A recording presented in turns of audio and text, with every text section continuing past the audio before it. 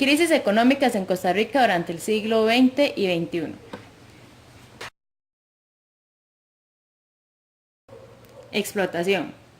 En ese entonces se exportaba gran cantidad de banano y café, por lo que el país tenía mucha demanda en producción y para poder dar abasto a cada uno de los pedidos, explotaban a los trabajadores con largas jornadas de aproximadamente 16 horas. Generalmente los más afectados eran los que trabajaban para empresas transnacionales como United Fruit Company y los que vivían en la zona de Limón. En pocas palabras, trabajaban 2 jornadas laborales por día. Condiciones insalubres. Los trabajadores laboraban bajo condiciones insalubres generadas por la ubicación geográfica de la compañía y la gran cantidad de desechos tóxicos producidos por la misma y por el mal manejo de los desechos sanitarios. Debido a estas condiciones era muy probable que fueran víctimas de enfermedades como cólera, dengue, malaria, entre muchas otras. Salarios bajos. El salario que recibían los empleados no alcanzaba ni siquiera para completar un salario mínimo de una jornada laboral de 8 horas, y mucho menos recibían el pago correspondiente a las horas extras laboradas. Y por último, mordeduras de serpientes. Muchos lugares de trabajo se ubicaban en zonas montañosas y selváticas, en donde se encontraba fauna silvestre, pero en especial serpientes. Los trabajadores no tenían nada que los defendiera en contra de ellas, por lo que sufrían constantes mordeduras de serpientes. Cabe resaltar que los sitios de trabajo eran muy alejados de la ciudad. Como consecuencia, los trabajadores morían ya que no podían llegar a un hospital al tiempo, y sobre todo el suero antiofídico no se había creado aún. La única medida de tratamiento que podían utilizar no era de todo efectiva. Medidas implementadas por la administración de Alfredo González Flores. Escuela normal. Fue un intento de educación superior. Se encargaba de especializar y capacitar personas para enseñar. Básicamente formaba maestros. El objetivo de Alfredo González Flores con esto era formar una sociedad crítica que pensara y analizara todo lo que sucedía a su alrededor. Los maestros que formaban se convirtieron en un ejército social que hacían huelgas y movimientos sociales. El edificio en el que se encontraba es en el que actualmente se encuentra el Liceo de Heredia, el cual se conserva en las mismas condiciones. Construcción de la casa barata.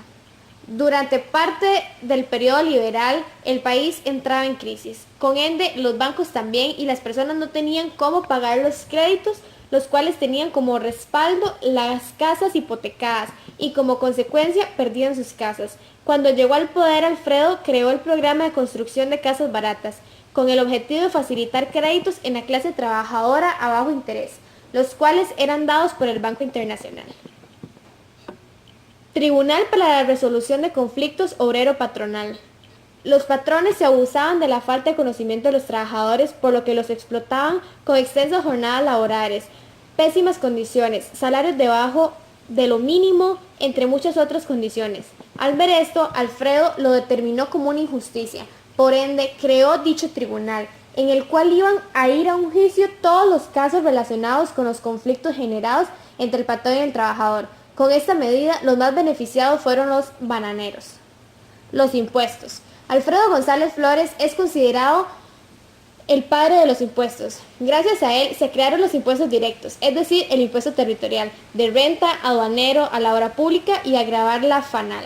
Esta clase de impuestos son aquellos que varían dependiendo de las condiciones de las personas. En esa época afectaban principalmente la clase alta, algo que le trajo como consecuencia luego un golpe de Estado. De igual manera, con estos buscaba la justicia social y fueron la mejor medida implementada para contrarrestar los efectos que ocasionó la Primera Guerra Mundial en el país.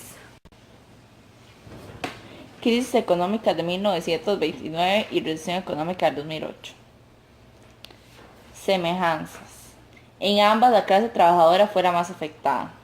Iniciaron en Estados Unidos y luego se extendieron al resto de países. Se dio una disminución en la importancia de bienes y de servicios. El colapso del sector financiero en ambas crisis alcanza su mayor expresión y logra deprimir la economía cuando su impacto se siente en las variables macroeconómicas reales. La quiebra de numerosos bancos, el impago de los créditos, la pérdida de ahorros y la pérdida de capital industrial, entre otros, se manifiestan en la esfera real a través de la demanda y la producción. Diferencias. Se dio una caída del comercio más pronunciada que la recesión económica del 2008. El tiempo de recuperación de la crisis del 29 fue de 30 años. mientras que el de la recesión del 2008 fue de un año. En el caso de la Gran Depresión del 29, la crisis se produjo de una forma inmediata, de la noche a la mañana, como suelen decirse coloquialmente. Sin embargo, en el 2008 la recesión se produjo más lentamente. La crisis del 2008 y el colapso financiero que la acompañó alcanzó magnitudes mayores debido al grado de apertura y sofisticación de los mercados financieros que no estaban presentes en el 29. Corrupción. Costa Rica ha sido víctima de corrupción desde hace muchísimos años atrás, lo que ha generado pérdidas gigantescas de dinero, el cual podría haber sido destinado para cosas realmente necesarias, como solventar la deuda exterior o solucionar las crisis que existen con las pensiones. Cada vez son más grandes las cantidades de dinero que se pierden, por ende menor la cantidad de dinero que posee el país y más las probabilidades de entrar en una crisis nuevamente. Mala inversión del dinero. Este es uno de los principales factores, pues la cantidad de dinero que el gobierno interviene para mejorar las condiciones del país es poca en comparación con otros países del mundo, y en muchas ocasiones se realizan proyectos innecesarios dejando de lado aquellos que sí son importantes. Asimismo, se interviene mucho dinero en puestos inútiles. Un claro ejemplo de lo anterior son las estructuras de cemento que se hicieron en los lugares turísticos del país como Punta Arenas, además de la gran cantidad de puestos innecesarios que existen con los asesores de los diputados. Todo esto produce un mal uso del dinero que, como se mencionó anteriormente, se puede haber utilizado para cosas más importantes. Falta de inversión de capital extranjero.